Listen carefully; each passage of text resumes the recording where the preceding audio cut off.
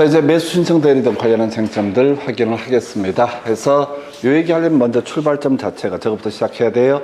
바로 법인인 기업 공인중개사의 겸업 범주에서 대상 알제대라고 하는 것이 있었죠. 그래서 대행할 수 있었고요.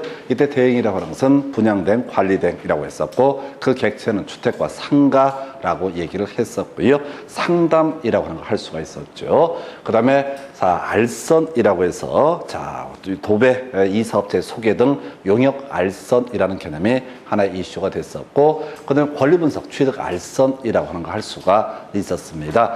그 다음에 경영정보의 제공이라고 해서 개공을 대상으로 하는 거 있었고요. 마지막 대리라고 해서 매수 신청 대리, 입찰 신청 대리라는 것을 할 수가 있다. 포인트, 매수 신청 대리나 입찰 신청 대리라고 하는 것은 미리 지방 법원의 장에게 매수 신청 대리인 등록을 했을 때만 가능한 개념이 매수 신청 대리, 입찰 신청 대리다. 그래서 매수 신청 대리, 입찰 신청 대리를 하기 위해서 매수 신청 대리인으로 등록을 해야 되는데 요건 세 가지입니다. 첫 번째, 기업 공인중개사일 것, 그 다음에 경매에 관한 실무 교육을 이수할 것, 그리고 세 번째가 보증 설정해 둘 것. 이 세 가지 걸 모두 갖추면은 이 사람은 매수 신청 대리인이 될 수가 있습니다. 그래서 제일 쉬운 이슈가 소속 공인중개사는요 매수 신청 대리인 등록을 할 수가 없습니다. 개공이 돼야지 개공 이름으로 매수 신청 대리인 등록을 할 수가 있게 될 것이고요. 그래서 제일 기초적인 얘기, 소속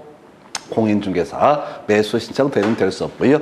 그 다음에 이제 경매에 관한 실무교육, 요즘은 거의 출제가 안 됩니다. 그래서 이게 중개사무소 개설 등록을 위해서 시도지사가 실시하는 실무교육과는 전혀 별개의 문제야. 그래서 부동산 경매에 관한 실무교육 이수해야 된다. 그래서 옛날에 이슈가 됐었고요. 세 번째, 보증의 설정이라고 해서 우리가 중개사무소 개설 등록할 때 보증의 설정이라고 하는 거 업무 개시 전까지 해야 되는데 비해서 여기서는 이제 미리 되고자 할 때, 매수 신청 대리인이 되고자 할 때 미리 보증을 설정한다. 두 개 차이가 뭐냐면 중개사무소 개설 등록과 관련해서는요 앞으로 등록증이 나올지 안 나올지 모르니까 지금 보증 설정할 객체가 없는 거야. 특정을 할 수 없는 상태니까 매수 신청 대리인 등록증 교부를 할 때 그때 보증 설정 서류를 제출을 하면 된다. 그래서 다시 개공에 대한 등록증을 교부받을 때 보증 설정서를 제출하면 된다 해서 결국은 이런 식이죠. 중개사무소 개설 등록 신청하게 되면 7일 이내 인가 여부를 알려줘야 될 것이고 이때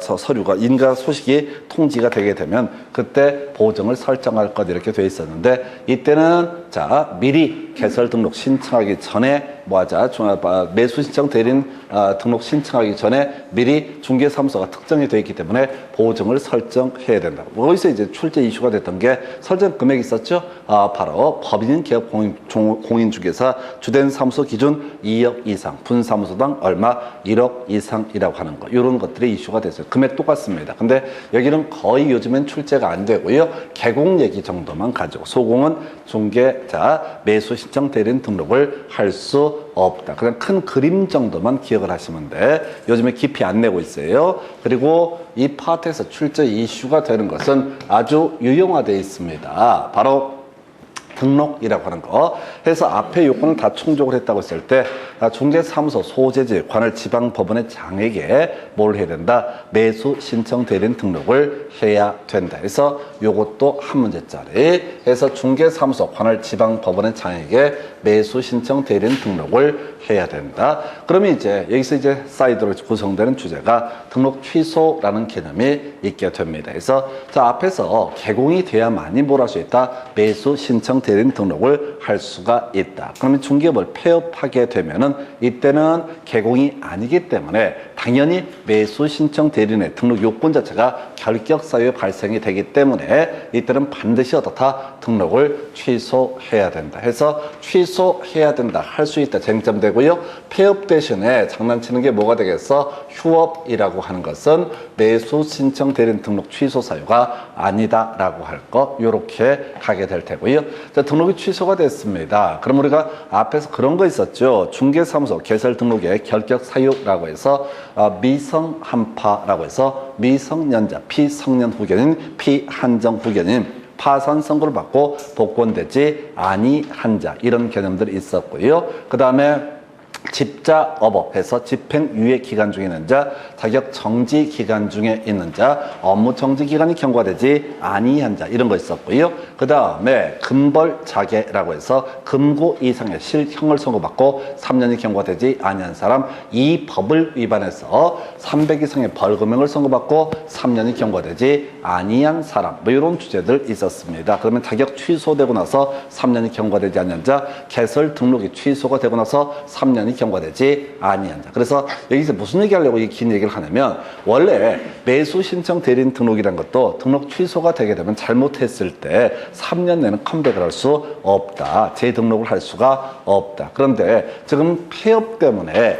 매수자 개공의 개설 등록이 취소가 개공해로서 요건을 충족을 못해서 매수 신청 대리인 등록이 취소가 됐을 때 이건 뭐 사고 친 게 아니거든. 그러니까 3년 경과되지 않더라도 뭘 할 수 있다. 매수 신청 대리인 등록을 할 수가 있다. 그래서 이 챕터에서 중개업 폐업으로 인해서 매수 신청 대리인 등록이 취소가 된 경우 3년 경과되지 않더라도 이 개업 공인중개사 다시 매수 신청 대리인 등록을 할 수 있다. 그래서 얘기 길어 보이는데 출제 이슈 4개 나오나요? 첫 번째 이슈 쉬운 것부터 가십시다. 소속 공인중개사 이 녀석은 매수 신청 대리인 등록을 할 수 없다. 두 번째 이슈 등록 어디다 하느냐? 아까 이제 중개사무소 개설 등록은 등록관청한테 시군구청장한테 하는 데 비해서 이 아이는 지방법원의 장에게 매수 신청 대리인 등록을 해야 된다. 세 번째 이슈 폐업으로 인해서 개설 등록이 취소가 된 사안에서 중개업을 폐업한 사안에 있어서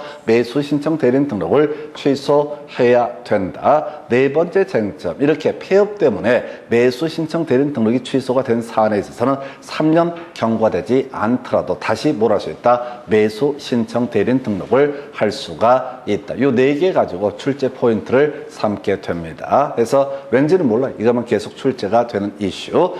이게 이제 매수 신청 대리인 등록에 관한 주제가 될 것이고요. 그 다음에 이제 검토 드리게 될 주제 매수 신청 대리 위임등이라고 해서 다시 대리라는 개념부터 다시 한번 스크린을 해보겠습니다. 갑이라는 사람이 매도인이 되게 됩니다. 을이라는 사람이 우리 민법에서 대리인의 지위에 있다. 그러면 이제 병을 만나서 을이 계약 체결할 때 이렇게 한다고 그랬어요. 갑의 대리인 을이라고 매도인란에 쓰고 매수인란에 병이라고 쓰게 되면은 이게 바로 대리 행위가 되게 될 것이고 대리 행위의 효과라고 하는 것은 본인에게 유효한 것이 되게 된다. 그래서 이런 사안에 있어서 갑은 누구한테 병에게 소유권 이전 등기를 해줄 의무를 지게 될 테고 병은 누구한테 갑에게 대금을 지급할 의무가 발생하는 이게 바로 대리의 기본 법리가 되게 됩니다. X 부동산에 대해서 법원 경매 물건이 나왔습니다. 그래서 고객이 갑이야. 그리고 개업 공인중개사이자 매수 신청 대리인 등록을 한 사람이 을이다라고 했을 때 갑이 을에게 위임을 할 수가 있다. 야, 내가 바빠서 등등등 입찰하는 게 귀찮고하니까 너가 가서 알아서 잘 입찰을 좀 해줬으면 좋겠다. 그래서 입찰할 때 이 매수 신청 대리인 을, 즉 개공인 을이 갑의 대리인 을이라고 해서 이 물건에 입찰을 하게 됩니다. 그래서 이 아이가 썼던 금액이 1등 금액이 되게 된다라고 하게 되면은 이때 갑이라고 하는 사람 법원에다가 매매 대금, 매수 대금을 완납하게 되면 어떻다? 그 권리를 취득을 하게 된다라고 하는 것이 기본적인 법률 관계가 되겠습니다. 그래서 위임 관련해서 이슈 삼아야 되는 것들을 검토하게 되면은 뭐 수수료 이런 얘기 중요치 않고요. 경제적 가치라고 하는 것이 하나의 이슈. 기업 공인중개사가 매수 신청 대리 위임을 받은 경우 앞으로 이 물건에 입찰을 하겠습니다라고 얘기를 할 때 그 목적물의 경제적 가치에 대해서도 설명을 해줄 의무가 있다라고 하는 거예요. 우리가 이제 어디랑 좀 달라지는 거죠. 우리가 중개 대상물에 관한 확인 설명할 때 이렇게 갔습니다. 대상 물건의 표시, 권리 관계. 세 번째 이슈가 됐던 것이 뭐가 있었지? 공법상 이용 규제, 거래 규제. 그 다음에 입관비, 입지 조건, 관리, 비선호시설이 있었고요. 거래 예정 금액이라고 하는 것도 있었고, 그리고 취득 시 부담할 조세의 종료세율 이외에도 실상벽환 등에 대해서 확인 설명한다. 근데 거기서 이제 경제적 가치라는 말은 없었어요. 여기서만 나오는 건 뭐가 된다? 경제적 가치라는 것이 하나 하나의 이슈. 좀 오래전 문제인데 한번 답이 됐던 주제이고요.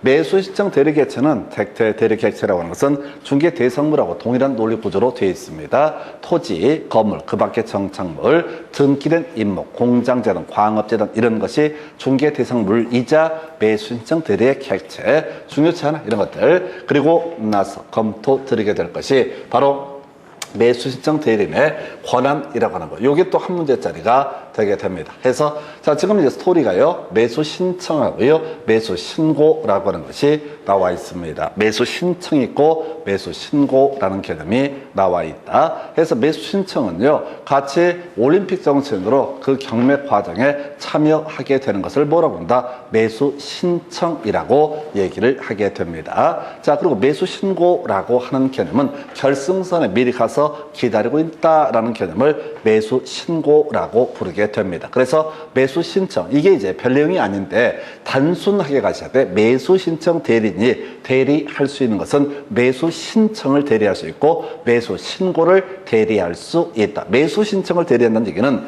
자, 경매 법정에 가서 입찰표 얼마에 사겠다라고 하는 입찰표의 작성 및 제출. 입찰표 작성할 때 같이 이제 제출해야 되는 것이 매수 신청의 보증이라고 하는 거. 자, 보증금을 같이 제출하는 세 번째는 중요치 않고요.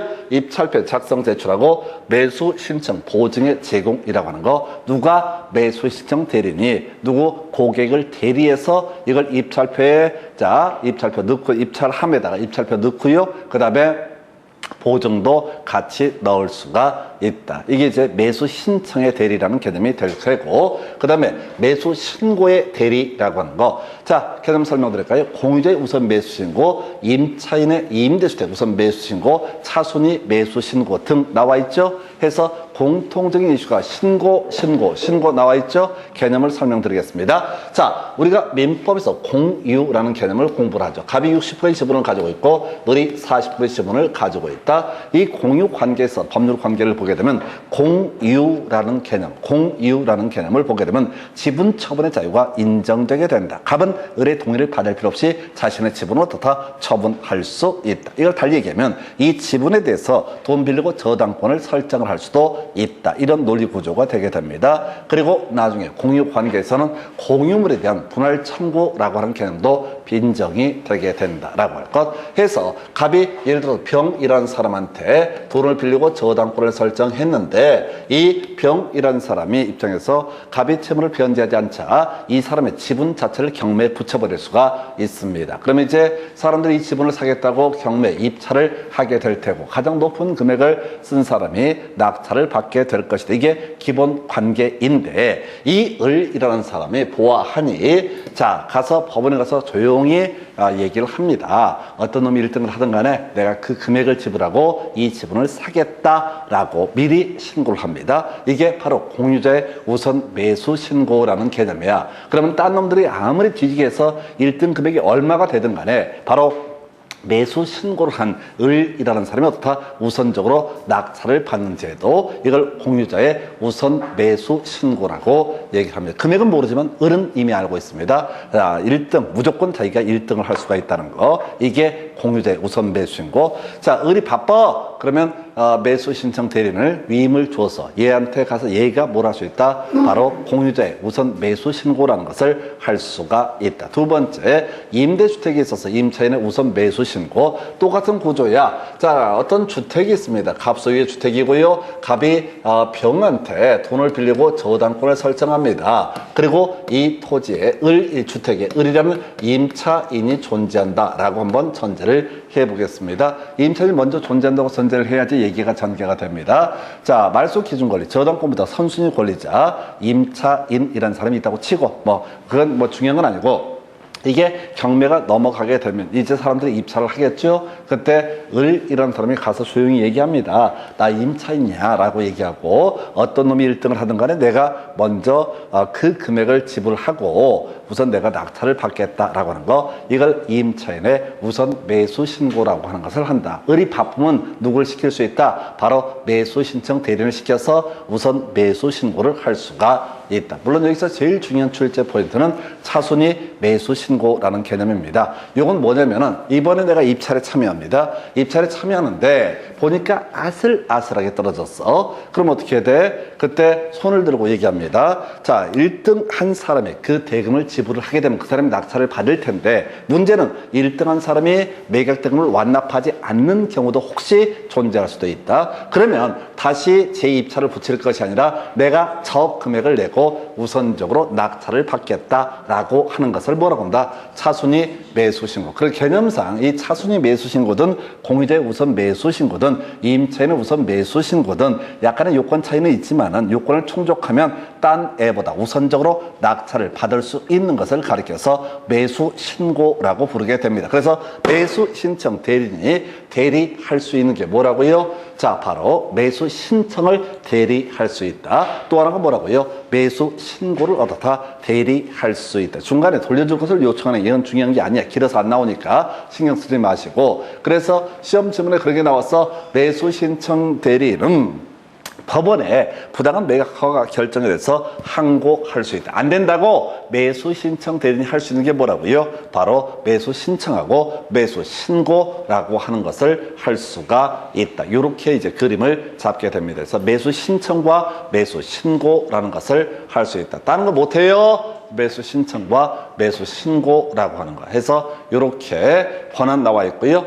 대리행위 하는 과정을 보면은, 자, 매수 신청 대리인으로 등록한 기업 공인중개사 대리행위를 하는 경우 각 대리행위마다 대리권을 증명하는 문서 등을 제출을 해야 된다. 그래서 오늘 입찰 가고 또 다른 날 다음 날 또 입찰 가게 되면 당연히 그거 다 어떻다? 자신이 매수 신청 대리인이라는 증명서를 제출을 해야 된다. 근데 하루에 2건, 3건 입찰을 하는 경우는 한 번만 제출하면 된다. 이런 얘기가 나오는데 전혀 중요치 않아. 이런 것들 지문에 나오니까 설명을 드리는데 답이 되지 않아. 답이 안 돼.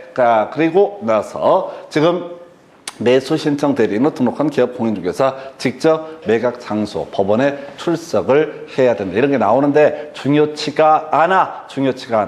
이 답을 외우셔야 돼. 앞에서 나왔던 것들 소속 공인중개사 매수 신청 대리인 등록을 할 수가 없다. 두 번째 이슈, 지방 법원의 장에게 매수 신청 대리인 등록을 해야 된다. 폐업하면 등록을 취소해야 된다. 폐업으로 인해서 등록이 취소가 됐을 때 3년 경과되지 않더라도 재등록을 할 수가 있다. 4개 배우셨잖아. 그리고 나왔던 것이 매수 신청 대리인의 권한 얘기 있었나요? 해서 자, 이게 중요한 이슈가 된다. 해서 매수 신청 대리할 수 있고 매수 신고를 대리할 수 있다. 이렇게 가시게 됩니다. 자, 여기까지가 매수 신청 대리인에 관한 내용이 되게 될 것이고요. 자, 민사집행법상 경매에 관한 부분을 간략하게 설명을 드리도록 하겠습니다. 자, 경매는요, 자, 강제 경매라는 개념이 있고 임의 경매가 있는데, 우리 민사집행법은 강제 경매에 관한 규정을 선언하면서 나머지 임의 경매에 대해서도 강제 경매에 관한 규정을 준용한다라고 되어 있습니다.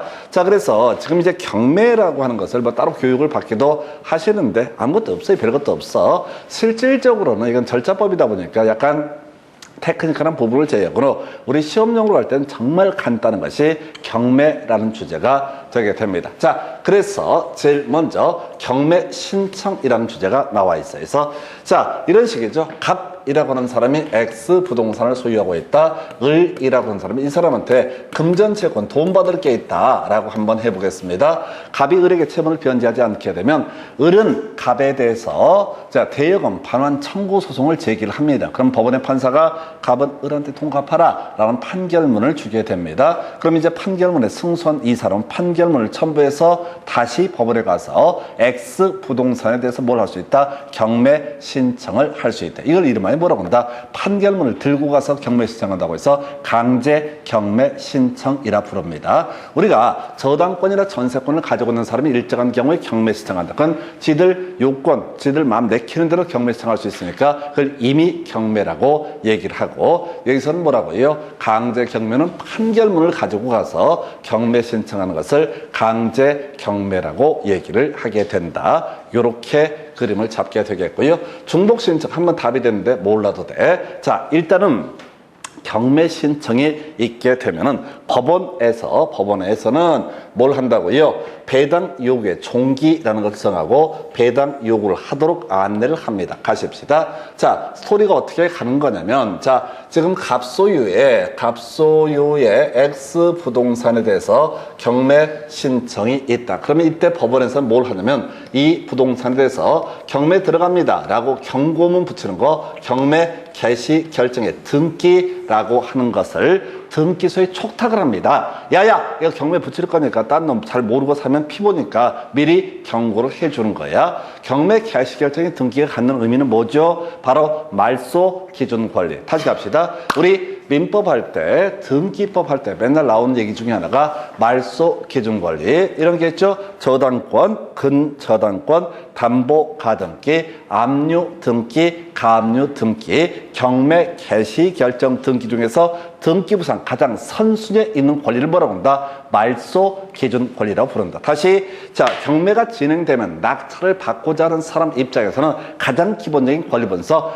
말소 기준 권리를 찾아봐야 된다고요. 이 부동산에는 아무것도 없고 이번에 경매 개시 결정의 등기가 이루어졌다라고 하게 되면은 이때 말소 기준 권리는 뭐가 된다? 바로 경매 개시 결정의 등기가 말소 기준 권리가 되게 된다. 그러면 나중에 경매가 진행이 된다고 치면 이 밑에 있는 권리는 모두 어떻다? 경매가 이루어서 매각이 이루어지면 모두 소멸하게 된다. 그러면 이때 경매 개시 결정의 등기가 된 상태에서 갑이 이 문제의 부동산을 병한테 팔아먹을 수가 있느냐? 파는 거 전혀 문제가 되지 않습니다. 경매가 아직 완료가 안 됐으니까 소유권 누구한테 있고 갑에게 있고, 갑은 이걸 당연히 누구한테? 병한테 팔아먹을 수가 있다. 근데 병은 알고 있어야 돼. 잘못하면 어떻게 한다? 바로 경매 개시 결정 등기부터 시작해서 밑에 있는 등기가 모두 말소 대상이 되니까 소유권 취득했다가 경우에 따라서 어리버리하고 있으면 어떻다? 소유권 자체를 완전히 잃어버린 문제가 발생한다라는 걸 알고 있어야 돼요. 그래서 오늘도 기억하셔야 할 게 말소 기준 권리. 시험에 안 나와. 근데 이건 상식 중에 상식이야. 이걸 그래서 한 10번 들어야지 나중에 이해가 돼. 해서 한 2번 들어갔구나. 알 것 같은 불길한 예감 얼마 가지 한 10번쯤 들으면 이제 무슨 생각을 하냐면, 아이씨 그만 좀 해라. 지겨워 죽겠다. 이런 얘기 생각이 딱 들어야 돼. 지겨워 죽겠다. 팔짱 끼워버렸잖아요. 그냥 가렵고 해서 처음에는 그렇게 하지 않으셨습니다. 처음에는 어리버리 했었어요. 막 외웠다니까 책에다가 말소 기준 권리에서 저당권, 근저당권, 담보가등기, 압류 등기, 가압류 등기, 경매 개시 결정 등기 막 외웠어. 대가리까지 따라가면서. 그런 거 할 필요 없어요. 어차피 한 100번 앞으로 듣게 될 테니까. 해서 자, 혹시 어떤 부동산에 대해서 이런 경우가 있다 하십시다. 지금 갑소유의 X 부동산에 대해서 지금 뭐가 있을 수 있다. 자, 갑소유 X 부동산을 보니까 을이 저당권을 가지고 있는 상태가 있을 수가 있겠다. 그럼 다른 등기가 없어. 그러면 말소 기준 권리는 뭐가 된다? 저당권이 되게 된다. 그래서 나중에 저당권자 입장에서 갑이 돈을 갚지 않게 되면 중간에 경매 신청을 하면 중간에 뭐가 이루어질 것이다? 경매 개시 결정의 등기가 이루어지게 된다. 그러면 말소 기준 권리는 뭐가 된다? 그냥 저당권이라고. 이들 중에서 가장 높이 있는 걸 뭐라고 한다? 말소 기준 권리. 저당권이 먼저 있잖아요. 그럼 저당권이 뭐가 된다? 말소 기준 권리가 되게 된다. 자, 이렇게 경매 개시 결정이 된 등기된 부동산, 경매 개시 결정 등기가 있는 부동산을 살 수가 있느냐? 사는 거 전혀 문제 안 된다니까. 보통 이게 이제 금매로 나와서 괜찮은 물건이에요. 금매로 나오기 때문에 괜찮은 물건이라고요. 어떻게 하는 거냐면, 지금 이 부동산을 누가 병이 사겠대, 병한테 팔겠대. 근데 이게 지금 부동산 가격이 한 3억 정도 시가가 해. 근데 경매가 진행되면 한 2억까지 떨어질 우려가 있어. 그럼 갑의 입장에서는 2억이나 2억 2, 3천에 팔 수가 있다고. 경매로 2억에 낙찰돼 버리면 2억 2천에만 팔면 2천 더 남잖아. 그러니까 눈물을 머금고 어떻게 2억 2천에 팔겠다고 내놔. 그러면 을의 병의 입장에서는 어떻게 한다고요? 아, 싸네. 시가로 가면, 경매로 사면 뭐 더 쌀지 모르겠지만은 시가로 사게 되면 한 2억 5천 이상 가치가 있다. 그러면 난 남는 장사다. 그러면 병은 분명히 베팅을 할 수가 있다고. 대신 매매 대금을 누구한테 줘야 돼? 갑한테 줬다가는 큰일 나는 수가 있어요. 매매 대금을 매수인 병이 갑한테 줘버리잖아. 그럼 갑이 어떻게 해야 돼? 이 돈을 가지고 을한테 돈을 갚고 저당권을 말소를 시켜줘야 돼. 그죠? 저당권 말소가 이루어지게 되면 이때 경매 신청 취하를 한다고. 그러면 예를 들어서 얘는 자 병이라는 사람 좀 싸게 물건 사고 갑은 좀 더 손해를 덜 보고 물건을 팔 수가 있고 이렇게 가는 거라고. 근데 이때 어리버리하게 누가 이 개공이 똑바로 얘기를 안 해줘가지고 계약금이나 중도금 이런 것을 누구한테 줘버린 수가 있다. 매도인 갑한테 줘버리게 되면 갑이 그 돈 받고 모른 척 해버릴 수 있다고. 돈 안 갚아버린다고. 돈 안 갚으면 어떻게 돼요? 경매가 진행되겠죠? 병원 소유권을 잃어버릴 문제가 발생하는 거예요. 그래서 이게 조금만 이제 경매 이 루틴을 아시게 되면 내가 개공할 때 돈이 될 수가 있다고. 다른 사람들은 경매 결식결정 등기를 붙어 있으면 어우 그런 거 절대 손대지 말라고 큰일 난다고 무식하지가 그런 거야. 알면은 누구하고 매수인하고 내고하면 된다고. 매수인하고 내고 해가지고 채권자 찾아가지고 전화해가지고 얼마냐 그 돈 지불할 테니까 매수인 경매시장 취해라 라든가 또는 저당권 자세를 넘겨라 라든가 이런 식으로 해서 정리를 할 수가 있다고요. 싫으면 말고 그냥 알았어요. 그 깔끔한 물건에 그냥 깔끔한 저당권 있는 물건 절대 손대지 말고 그냥 깔끔한 물건 아무것도 없는 등기부 깨끗한 거. 성격들 묘해. 등기부에 뭐 있으면 겁나 막 짜증을 내고 난리야. 그게 아무 가치가 없으면 저당권 설정도 안 해줘. 하여튼 간에 성격 묘한 사람들. 자, 하여튼 요게 이제 지금 말소 기준 권리 얘기를 하고 있어요. 다시 갑시다. 지금 X 부동산에 대해서 자, 기본 개념 오늘 알아야 돼. X 부동산에서 앞에 뭐 등기가 있든 없든 간에 경매 개시 결정의 등기가 있다.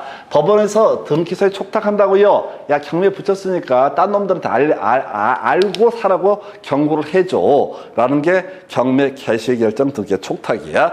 자 그런 상태에서 법원에서는 이때 배당 요구라는 과정을 거치게 됩니다. 자, 무슨 얘기냐면 이 부동산에 말소 기준 권리보다 선순위 전세권자가 있을 수 있고 임차인 등이 있을 수 있다. 예를 들어서 이런 경우 있다 하십시다. 이 X부동산에 등기된 내용을 보니까 경매 개시결정 등기 또는 말소 기준 권리보다 위에 임차인이 보증금 1억 들어가서 전세 보증금 가지고 있다. 그러면 나중에 낙찰받는 사람은 임차인을 떠 안아야 돼. 그죠? 임차인이 배당 요구를 하지 않게 되면 임차인을 떠 안아야 된다고. 예를 들어서 이 부동산 주택의 가액이 4억이야. 그러면 이때 최저 매각 계획을 얼마로 잡을 거냐가 문제가 된다고 법원의 판사가 고민하는 거야. 이 권리, 말소 기준 권리 위에 있는 선순위 권리자 임차인이 있어. 전세 보증금 1억이래. 그러면 임차인한테 물어봐야 돼. 야, 너 배당 받을 거야, 말 거야?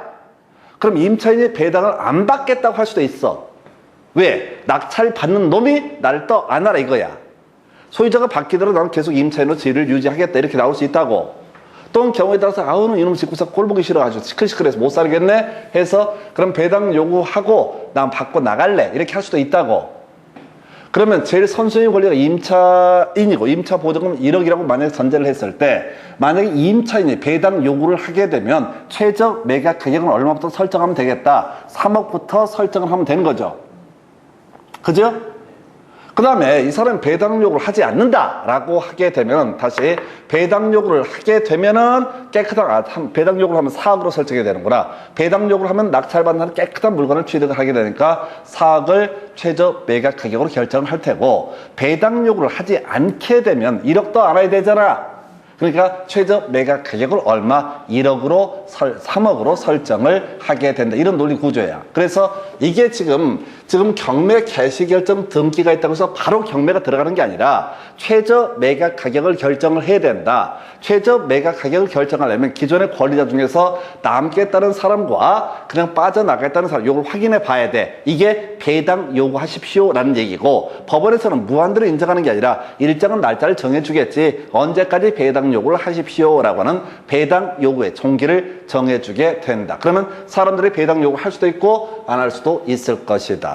해서 배당 요구의 결과를 반영해서 뭘 한다고요? 최저 매각 가격, 최저 매각 가격이라고 하는 것을 어떻다? 결정을 하게 된다. 최저 매각 가격을 결정을 하게 된다. 스토리가 이렇게 가게 되는 거예요. 해서 자, 다시 얘기가 길어졌는데 이 텍스트 중요치 않고요. 다시 갑시다. 기본적인 구조. 자, 경매 신청. 그게 강제 경매 신청이든 이미 경매 신청이든 경매 신청이 있으면 법원에서 일단은 경고문을 붙이기 위해서 경매 개시 결정 등기라고 하는 것을 법원에 촉탁을 하게 된다. 등기소에. 그럼 등기소에서는 일단 경매 개시 결정 등기를 해서 이 부동산을 뭔지 모르고 살 사람들을 경고하기 위해서 등기를 실행을 해줄 테고, 그러면 법원의 판사는 경매에 붙이기 앞서서 그러면 최저 매각 가격을 결정을 해야 되는데, 최저 매각 가격을 결정하기 앞서서 배당 요구를 하십시오라고 이렇게 해준다. 그래서 만약에 말소 기준 권리 위에 있는 권리가 있으면 아까 임차권 같은 경우 최선순위 권리자라고 했을 때 이게 배당 요구를 하게 되면 깔끔한 물건이 되니까 이 사안에서 사억이 최저 매각 가격이 될 테고, 배당 요구를 하지 않게 되면 그 사람이 그 집에 계속 눌러 살겠다는 것이고, 낙찰받은 사람이 그걸 또 안 해야 되니까 최저 매각 가격을 얼마로 3억으로 설정을 하게 될 것이다. 이게 소위 이제 경매 기초야. 자, 이건 시험에 나오고 안 나오고가 중요한 게 아니라 기본적인 틀을 좀 잡고 가셔야 돼. 해서 이렇게 해서 최저 매각 가격의 결정이라는 주제 살펴보도록 하겠습니다. 자, 보니까 이런 구조가 되겠네요. 자, 법원은 감정인에게 부동산을 평가케 하고 그 평가액을 참작해서 최저 매각 가격을 결정을 하게 된다. 그럼 이제 입찰에 참여할 사람들은 법원이 제시한 최저 매각 가격을 참고해서 자신의 입찰액을 결정을 하게 될 것이다. 그래서 우리가 주로 경매 물건 보게 되면 그런 경우 있잖아요. 유찰되는 경우 있습니다. 그럼 이제 10%씩 계속 까지는 그런 구조가 되는데 시험에는 안 나오고, 자, 매각 방법 별로 중요하지 않아. 호가 경매, 기일 입찰, 그 다음에 기간 입찰이라고 하는 것들이 있다 해서 이건 이제 듣고 버릴 건데, 호가 경매는 영화 같은데 홍콩 영화 이런 거 옛날에 보다 보면 그런 거 나옵니다. 도박하는 데서 플러스 뭐 100만 달러, 200만 달러 요거 손들어서 하는 짓거리, 이게 호가 경매. 기일 입찰이라는 것은 일정한 기일을 정해서 입찰함에다 자기가 입찰하고 싶은 금액을 써 넣는 거, 이게 기일 입찰. 이에 비해서 기간 입찰이라고 하는 것은 하루에 끝나는 게 아니라 며칠 동안 입찰함을 비치해 두면서 이 사람들이 입찰할 수 있게 하는 것을 기간 입찰. 최근 사건 중에서 전두환 사건 관련해서 그 한번 나왔었죠. 연희동 주택이 이순자 씨 이름으로 돼 있는데 그게 자 공매에 붙여졌어. 자 벌금인가 그거 안 내가지고 공매를 붙여버렸거든요. 그래서 그 공매 붙여진 그 부동산을 누가 낙찰을 받아서 40몇 억에 낙찰을 받았는데, 자, 그거가 소위 이제 기간 입찰이었다고 그래. 기간 입찰. 신문 기사 보니까 기간 입찰. 며칠 동안 했는데 하여튼 입찰한 사람이 있어서 기간 입찰. 물론 이제 그 사건은 아직, 경매 자체가 부적법하다라고 해서 이순자 씨 측에서 소송을 제기해서 어떻게 될지 모르겠는데, 근데 관심이 없고, 하여튼 그러다 치고, 자, 이제 지금 최저 매각 가격이 결정이 이루어졌습니다. 그러면 자, 내가 입찰을 하고자 하는 사람 입장에서는 최저 매각 가격이 얼마? 10분의 1을 보증으로 제공해야 된다. 유치찰라는 얘기야. 그죠? 자, 만약에 최저 매각 가격이 3억이다 라고 하게 되면은 어떻다고요? 바로 3천만 원을 보증금으로 제출을 해야 된다. 그래서 어떤 사람은 3억 2천 쓰는 사람, 3억 3천, 3억 5천 다 어떻다고요? 자, 최저 매각 가격이 10분의 1이니까 자신이 입찰한 금액 아닙니다. 최저 매각 가격의 10분의 1에 해당하는 금액을 보증으로 제공한다. 그래서 아까 우리 공부했던 거 매수 신청 대리인이라는 사람이 할 수 있는 것 중에 하나가 뭐예요? 매수 신청 대리 이런 게 있었잖아요. 매수 신청 대리, 매수 신고 대리 이런 걸 할 수가 있다라고 해서 유치찰라는 문제. 그러나 무조건 알아야 될 게 최저 매각 가격의 10분의 1이라는 거. 법원의 판사가 결정하는 금액의 10분의 1을 보증으로 제공을 하면서 입찰을 해야지 그 입찰은 유효한 것이 되게 된다. 자, 그리고 나서 자 이제 매수 신청이 있습니다. 그럼 그날 기일입찰 같은 그날 까요. 까서 1등한 사람이 얼마고 누가 가장 높은 금액을 제시했는지 알려준다고. 그때 아하 내가 조금 부족하구나 라고 판단하는 사람이 뭘 할 수 있다? 차순위 매수 신고를 할 수가 있다. 자, 자기 마음대로 하는 게 아니야. 이게 이제 용어 자체를 통째로 외워야 돼. 자신의 신고액. 자, 차순위 매수 신고를 하고자 하는 이 사람의 자신의 신고액이 최고가 매수 신고액에서 아까 보증액을 뺀 금액을 넘었을 때만 뭘 할 수 있다? 차순위 매수 신고를 할 수 있다. 사안을 검토하면 이런 식이야. 어떤 물건의 최저 매각 가격이라고 하는 게 지금 3억이라고 되어 있으면 이때 매수 신청 보증이라고 하는 것은 얼마? 3천이라는 금액이 되게 된다. 이게 출발점이 되는 거야. 1등한 사람이 3억 6천을 썼어. 그리고 2등한 사람이 3억 4천을 썼어. 3등한 사람이 3억 1천만 원을 썼다고 한번 자 순서를 매겨서 보겠습니다. 그럼 1등한 사람 누구니까? 자, 첫 번째 항목 3억 6천짜리가 낙찰 받는 거야. 근데 이 사람이 이 권리를 취득하게 되는 시기는 언제라고? 매각 대금을 모두 완납했을 때 어떻다? 그 권리를 취득을 하게 된다. 오늘 이제 지금 매각 기일에 1등이 누군지 알려준다고, 그리고 나서 나중에 매각 결정 기일이라는 걸 그때 같이 안내, 일주일 이내 날짜를 정해준다고. 그 얘기는 뭐냐면은 이게 1등을 먹었어도 경우에 따라서 낙찰을 못 받는 사람이 가끔 있어요. 그건지 아닌지 법원의 판사가 확인해 보기 위해서 매각 결정 기일이라고 하는 것을 정해준다고. 근데 문제는 매각 결정 기일에 언제까지 돈 내라고 알려준다고. 근데 1등한 놈이 갑자기 돈을 융통을 못해. 그래서 어떻다고요? 매각 결정 기일에 융통을 못하게 되면 어떤 문제가 터지게 된다. 이게 결국은 유찰이 되는 그런 문제가 발생하잖아요. 그래서 첫날 언제 그 까는 날 알려준다고. 1등 3억 6천 최저, 그 다음에 아까 보증액 3천만 원 이렇게 데이터가 주어져 있으면 두 번째 2등 떨어진 사람이 아슬아슬 떨어진 날 검토해 봐야 돼. 자신의 신고액이 최고가 매수 신고액에서 보증액을 뺀 금액을 넘는다라고 판단하면 어떻다? 이때 차순위 매수 신고할 수 있다. 그럼 볼까요? 3억 6천에서 3천 빼면 얼마? 3억 3천을 넘게 입찰했죠? 그럼 이 사람은 뭘 할 수 있다? 차순위 매수 신고를 할 수가 있다라고 하는 거. 이걸 갖고 그렇게 도배하다시피 출제합니다. 해서 공식을 외워야 돼. 자신의 신고액이 최고가 매수 신고액에서 보증액을 뺀 금액을 넘는 때 한해서 뭘 할 수 있다? 차순위 매수 신고를 할 수 있다. 자신의 신고액이 최고가 매수 신고액에서 보증액을 뺀 금액을 넘는 때 한해서 뭘 할 수 있다? 차순위 매수 신고를 할 수 있다. 제가요 웬만해서는 문장을 얘기하지 않습니다. 여러분들 공부 겁나 하기 싫어하는 거 알기 때문에 문장 얘기해봤자 미친놈 같은 짓거리네. 웬만하면 안 해. 근데 이 얘기는 계속 제가 문장을 얘기해. 자신의 신고액이 자 최고가 매수 신고액에서 보증액을 뺀 금액을 넘을 때 한해서 뭘 할 수 있다? 차순위 매수 신고를 할 수 있다. 이게 7년 동안 4번인가 5번 나온다고 아예 도배를 해버려. 근데 더 놀라운 건 이걸 틀리는 인간들이 있다는 거지. 그게 더 놀라워. 그냥 문제 도배를 해버리는데. 그냥 이 문제는 그냥 도배해요. 그래도 사람들 자체가 이 파트를 약해. 용어 자체가 더럽게 어려워서. 용어가 어려우니까 용어가 어려우면 대충 쉽게 하면 되는데 또 어려울수록 죽기 살기로 아까 경매 신청의 취하 이런 거 뒤지게 막 읽어봐. 그럼 이제 외워질 것 같죠? 안 외워져요. 내가 해봐서 알아요. 뒤져요. 돌아서면 또 잊어버리고 또 잊어버리고 그래서 저처럼 미친놈처럼 그냥 외우는 게 나아. 자, 차순위 매수 신고라고 하는 거. 자신의 신고액이 최고가 매수 신고액에서 보증액을 뺀 금액을 넘는 때 한해서 뭘 할 수 있다? 차순위 매수 신고를 할 수 있다. 지금 제가 사례 든 것처럼 문제 구성할 때 사례까지 구성해서 아주 도배를 해버립니다. 해서 요게 차순위 매수 신고. 해서 그 매각 기일이라고 하는 거. 자, 이게 이제 매수 신청하는 날 요 일까지 다 있게 되는 거예요. 근데 우리 앞에서 그런 거 있었죠? 자, 매수 신청 대리인이 할 수 있는 거 매수 신청할 수 있었고요. 매수 신고란 걸 할 수 있었다. 공제 우선 매수 신고, 임차인 우선 매수 신고, 그리고 또 하나 차순위 매수 신고 이런 걸 뭘 할 수 있다? 대리할 수 있다. 이런 논리 구조가 되는 거예요. 그래서 요 정도까지 보셨어요.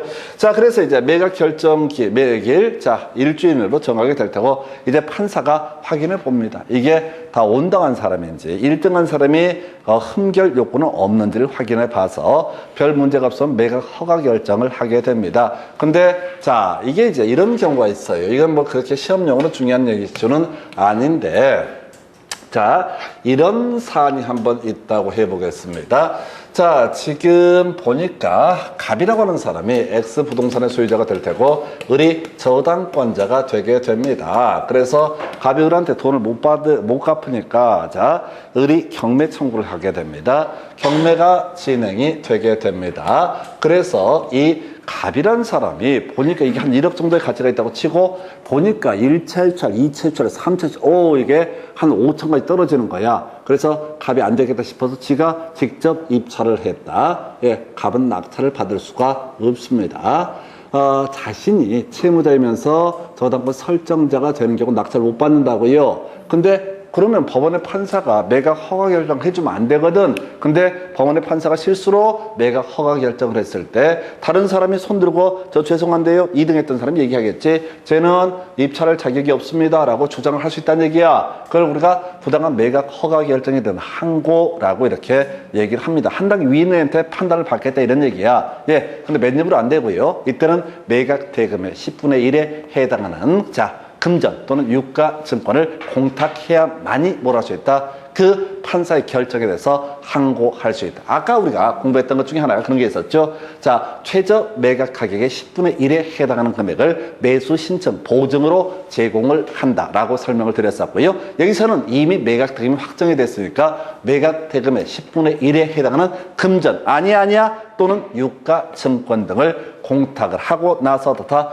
매각 허가 결정에 대해서 항고할 수 있다라고 할 것. 그 외에 이 매수인은요 매각 대금 다 낸 때 그 권리를 취득을 하게 된다. 자, 등기 넘겨받지 않더라도 뭐라고요? 매각 대금을 다 내게 되면 어떻다? 권리를 취득한다. 그래서 매수인 낙찰받은 사람이 매각 대금을 다 내게 되면은 이때 법원에서는 이미 권리를 넘어간 거야. 근데 등기를 촉탁해 주는 형식을 통해서 매수인 명의로 소유권 이전 등기를 촉탁을 하게 됩니다. 그러나 등기를 넘겨받기 전이라고 할지라도 이 사람은 어떻게 한다고요? 바로 매각 대금을 다 낸 때 그 권리를 취득을 하게 된다라고 하는 거. 요렇게 그림을 잡게 됩니다. 그래서 이게 경매 얘기인데요. 요거는 좀 알아두시면 되게 좋아요. 왜냐면 나중에 여러 가지 이슈들 다툼이 있는 그런 경우에도 워낙 기초가 되는 개념. 이것만 딱 세팅 잡고 있으면 나머지 문제가 비교적 간략해지게 됩니다. 자, 마지막 주제 봐야 되죠. 지금 매수인은 매각 대금을 다 낸 때 권리, 소유권 등을 취득을 한다고 치고 근데 그 위에 여러 가지 권리가 있을 텐데 이 권리 어떻게 되게 되는 거냐? 이때 이슈가 바로 말소 기준 권리라는 개념이 되게 되는 거죠. 해서 말소 기준 권리, 저당권, 근저당권 담보가 등기, 압류 등기, 가압류 등기, 경매 개시 결정 등기 이렇게 6개 등기 중에서 가장 선순위에 있는 권리를 뭐라고 본다? 말소 기준 권리. 그래서 경매가 진행돼서 내가 낙찰을 받게 되면 말소 기준 권리를 포함해서 말소 기준 권리 밑에 대항할 수 없는 밑에 있는 권리는 모두 다 매각으로 소멸하게 된다라고 할 것. 나는 깔끔한 권리를 물건을 취득한다. 그러면 거꾸로 얘기하면 말소 기준 권리에 대항할 수 있는 권리는 어떻다? 매각으로 소멸하지 않는다. 예를 들어서 갑소유의 X 부동산에 대해서 권리를 보니까 1번 을이라는 사람이 임차권을 가지고 있다. 그 다음에 2번 병이라는 사람이 저당권을 가지고 있다. 그리고 3번 전세권 갑을 병청이라는 사람이 전세권을 가지고 있다. 그리고 이때 경매 개시 결정의 등기가 이루어졌다. 그럼 말소 기준 권리는 뭐가 된다고요? 을의 병의 저당권이 뭐가 된다? 말소 기준 권리. 그럼 병의 저당권부터 모두 매각으로 소멸하게 된다. 그럼 낙찰 받는 사람은 을의 임차권 이것만 또 아는 상태에서 사게 된다. 이런 식의 취지가 되겠습니다. 그래서 대항할 수 없는 권리는 그 밑에 대항할 수 없다는 밑에 깔리는 권리는 모두 매각으로 소멸하게 된다라고 하는 거. 이렇게 갈 테고 대항할 수 있는 권리는 어떻다? 당연히 매수인, 낙찰 받은 사람이 어떻다? 인수하게 된다. 떠안고서. 그러니까 우리가 경매할 때 권리 분석을 한다는 얘기가 자기가 뭘 떠안고 뭘 다 소멸시키게 되는지를 알고서 입찰을 해야 되지. 예를 들어서 이 부동산의 가격이 예를 들어서 3억 정도 가치가 있어. 임차인이 임차 보증금 1억을 가지고 있어. 근데 얘가 지금 뭘 했어? 예를 들어서 저걸 안 한단 말이야. 자, 지금 말소 기준권리 대행할 수 있기 때문에 버티면 매수인한테 인수가 되고 넘어가거든요. 그래서 얘가 배당 요구를 안 한단 말입니다. 배당 요구를 안 해요. 그래서 법원에서는 배당 요구를 안 하니까 이게 얼마? 2억 정도를 최저 매각 가격으로 한번 설정을 했다 하십시다. 1억을 갚아야 되니까 을한테 이 낙찰 받는 사람이 1억을 갚아야 되니까 최저 매각 가격을 2억으로 만약에 설정을 했다고 치자고요. 근데 이제 병이 자, 여기에 나왔을 때 입찰하는 사람이 권리 분석 잘못하면 어떻게 돼? 우와, 이거 3억짜리인데 대박이다. 그래서 어떻게 3억짜리인데 2억이 최저 매각 가격이야? 오, 신나가지고 2억 6천 빡 써. 그럼 뒤지는 거지. 그냥 가서 사면 3억인데 3억 6천을 쓰는 꼴이잖아요. 물론 그래도 이런 사람은 괜찮아. 좀 어리버리한 사례니까. 근데 제일 안 되는 사람들은 아싸리한 사람은 그런 거죠. 자, 이게 예를 들어서 최저 매각 가격이 2억 나왔는데 안정적으로 자기가 취득을 하겠다고 해서 21억을 쓰는 사람이 있어. 2억 1천만 원 쓴다는 게 실수로 21억을 써버린다니까요. 그게 초짜들 있잖아요. 중개 이제 경매 초짜. 초짜는 그런 실수 안 한대요. 오히려 큰 사고 치는 분들은 그 타짜들이 그렇게 한대. 그래서 그분들 얘기는 즉슨 그 뭐가 눈에 씌운 거래. 귀신이 뭐 씌우거나 그런 느낌이래. 자기가 평생을 그런 실수를 해본 적이 없는데 2억 1천 요거 예를 들어서 2억 1천을 쓴다고 하면서 자, 보증금액은 아까 최저 매각이 2억이면은 2천만 원 내겠죠. 그리고 쓰는 건 압도적인 1위. 올림픽 정신으로 그렇죠. 이번 올림픽이 안 될 것 같은데 한번 1등 해보는 게 꿈이야. 학교 다닐 때부터 1등을 한 번도 못 해봤어. 압도적인 1위 21억을 팍 질러. 가끔 나와요. 그런 인간들. 어떤 이유인지 모르지만 나와요. 그래서 옛날에는 21억을 쓰잖아요. 그럼 어떻게 하냐면 아, 이분이 실수했구나 라고 해서 다시 그걸 돌려주고 재입찰을 하는 방식으로 진행이 됐었어요. 근데 법원에서 이딴 식으로 해주니까 사람들이 어떻게 이 경매를 지연시키려고 편법을 쓰는 거야. 2억에 지금 이제 최저 매각가가 붙어 있는데 2억 1천이나 2억 1,500을 쓸 게 보여. 근데 자기는 지금 조금 돈이 융통되면 빚 갚고 경매 멈출 수 있게 할 수 있다고. 그럼 가족 등을 동원해서 22억 딱 쓰는 거야. 그러면 사람들이 와우 축하합니다. 22억 당첨되셨습니다. 어머 동그라미 하나 잘못 쳤네. 판사님 죄송한데요. 제가 그날 떨려가지고 동그라미 하나 잘못 쳤어요. 그러니까 그러세요. 그러면 이제 없던 일을 하고 우선 2천만 원 돌려드리고 이런 식으로 처리를 하다 보니까 자꾸 이런 편법을 써. 그래서 판례를 바꿔버려요. 손모가지 탓을 해라 이런 취지로. 그냥 22억을 내던가 싫으면 어떻게 해라. 그냥 그 보증이라고 하는 걸 포기하던가 해서 지금은 그런 식으로 처리해보기 때문에 이제는 장난질을 못해요. 옛날에 그거 많이 했을 때예요. 하도 많으니까 누군가 한 명은 처음에 실수했겠지. 근데 나중에 실수하는 새끼보다 더 나쁜 새끼들이 일부러 지연시키려고 장난치는 애들이 많다 보니까 이제는 그걸 다 몰수를 하는 식으로 이렇게 처리를 합니다. 뭔 얘기하고 있어요? 권리 분석 잘해야 된다고요. 그래서 지금 이 파트 뭐 얘기 길게 했는데 결론만 얘기할게요. 자, 전세권 얘기만 가도록 하겠습니다. 시험 문제는 거의 다 전세권이 출제 이슈가 되게 됩니다. 그래서 전세권, 자, 말소 기준 권리보다 위에 있습니다. 이 사람이 배당 요구를 하지 않게 되면 당연히 전세권이라고 하는 것은 낙찰 받은 사람이 인수 떠안게 됩니다. 자, 근데 말소 기준 권리보다 위에 있다 할지라도 전세권자가 배당 요구를 하게 되면은 전액 변제를 못 받더라도 다 전세권은 매각으로 소멸하게 된다. 전세권은 어떻다? 매각으로 소멸한다. 해서 이게 출제 포인트야. 자, 이게 스스로 경매시장 이런 거 안 나와. 전세권, 말소 기준 권리보다 선순위 권리자라고 할지라도, 저 말소 기준 권리, 선순위 권리자라고 할지라도 이 사람 다시 한번 가보겠습니다. 자, X부동산에 등기된 골보니까 1번 전세권을이 전세권자가 되겠고요. 그 다음에 2번 뭐 저당권이 있다고 하십시다. 그리고 3번 뭐 경매 개시 결정에 등기 이런 식으로 되어 있다고 쳤을 때 지금 말소 기준 권리는 뭐가 되는 거야? 저당권이 말소 기준 권리가 되죠. 전세권자가 스스로 경매 신청을 하면 말소 기준 권리는 누가 됩니까? 다시 전세권자가 경매 신청할 수 있는 경우 있거든요. 예, 그러면 전세권자가 경매 신청하면 말소 기준 권리는 1번 전세권이 됩니까? 2번 저당권이 됩니까? 저 어떻게 너 선생이 어떤 새끼길래 이렇게 막 이상한 답들이 나올까 모르겠네.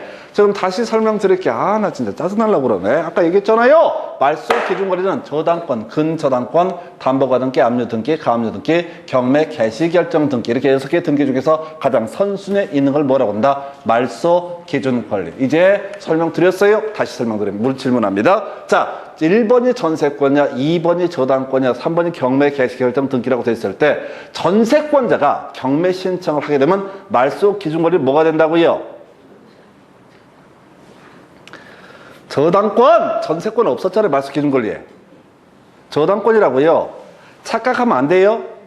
저당권은, 전세권은 스스로 경매 신청하면 당연히 소멸하는 건 별개의 문제고, 말소 기준 권리라 소멸하는 게 아니라, 말소 기준 권리라 소멸하는 게 아니라, 스스로 경매 신청을 하면 당연히 매각으로 소멸한다. 이런 식의 취지고, 지금 뭔 얘기하려고 이게 왔냐면, 지금요, 이 X 부동산의 전세금이 2억이라고 한번 해보겠습니다. 근데 낙찰된 금액이 1억 8천이야. 근데 전세권자가 중간에 배당 요구를 해버렸어.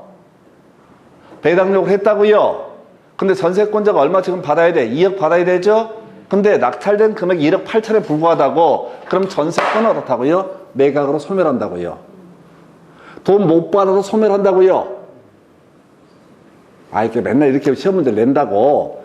전세권자가 배당 요구를 하게 되면은 이때는 뭐라고요? 전체 금액을 받지 못하도록 매각으로 소멸하게 된다. 자, 요게 하나 이슈가 돼요. 그래서 물론 전체 그림상 필요한 것은 뭐냐면은 말소 기준 권리라는 이 개념이 중요하고요. 그리고 실제 시험용으로 이슈가 되는 것은 전세권에 있어서 전세권자가 배당 요구를 하면 전세권은 어떻다? 매각으로 소멸하게 된다. 그리고 자꾸 착각하시면 안 돼. 전세권은 말소 기준 권리 아닙니다.